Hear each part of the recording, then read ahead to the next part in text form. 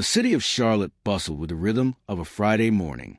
Coffee shops opened, briefcases clicked, and commuters hustled with practiced urgency.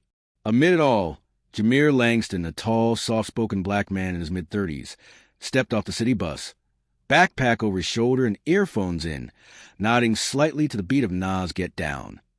To the casual eye, he was just another guy in sneaker jeans and a plain gray hoodie. Nothing screamed authority. And that was exactly how Jameer liked it. But to Officer Greg Haskins, parked across the street in his cruiser, sipping gas station coffee, something about Jameer didn't fit.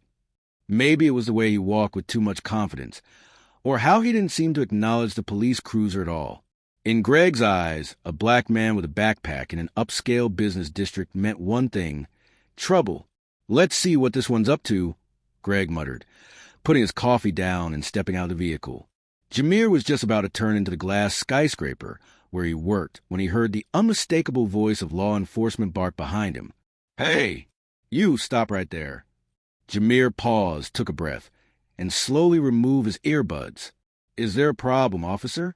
Greg looked him up and down, hand hovering near his hip. "Yeah. What are you doing here? This is a private building. You delivering something? Got ID?" Jameer raised an eyebrow. "I work here." Greg snorted. "Sure you do. And I'm the mayor."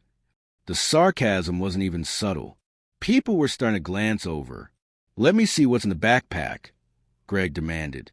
Jameer held it firmly. "Unless you have probable cause or a warrant, that's not happening." Greg's face turned red. "Don't get smart with me. I'll cuff you right here on the sidewalk." Jameer's hand slowly moved to the zipper, not of the backpack, but of his jacket.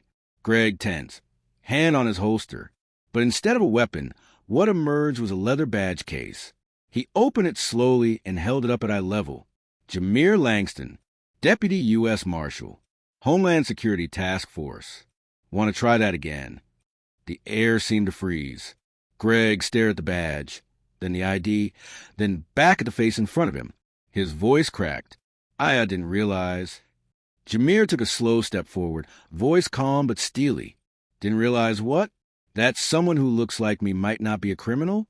That a black man in sneakers and a hoodie might be the highest-ranking law enforcement officer on this block?"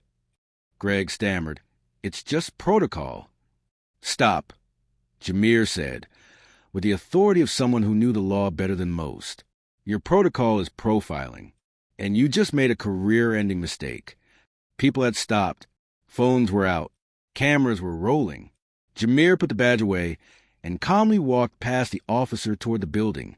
But that wasn't the end. By the time Jameer reached his office on the 25th floor, calls were already buzzing through police dispatch. Internal Affairs, the mayor's office, the Department of Justice liaison. The video had gone viral. Jameer sat at his desk, checked his calendar, and made one phone call to Chief Renee Walters, the Charlotte PD's internal oversight chair. "Renee," he said, "I had an incident this morning. Officer Haskins, you'll want to pull the body cam." "I've already seen the videos circulating," she sighed. "Jameer, I'm so sorry. Don't apologize to me. Apologize to the next dozen men he profiles." That afternoon, Officer Haskins was pulled from patrol duty. By evening, he was suspended pending investigation. But the city wasn't done. The mayor herself requested a meeting with Jameer and the police commissioner. During that meeting, Jameer laid out, calmly and firmly, a pattern of ongoing profiling with data and evidence he'd personally compiled over the years. "This isn't about me," he said. "It's about every teenager with a hoodie, every delivery driver, every black professional who has to prove they belong." The mayor nodded. "We'll launch full retraining initiatives. You have my word." But Jameer wasn't interested in empty gestures. He worked with the mayor's team to create a citywide anti-bias policing task force, bringing in experts, community voices, and federal oversight. A week later, Jameer was back on the street. This time, not in a hoodie, but in a suit, leading the press conference to announce sweeping reform. "Respect," he said into the microphone, "isn't earned by a uniform or a title. It's earned by humanity. We can't change the system if we keep excusing behavior like we saw last week." The crowd erupted in applause. Across the city, across the internet, Jameer became a quiet symbol of power, dignity, and accountability. Never judge someone by how they look. Power, dignity, and purpose don't always wear a suit. Sometimes they carry a backpack.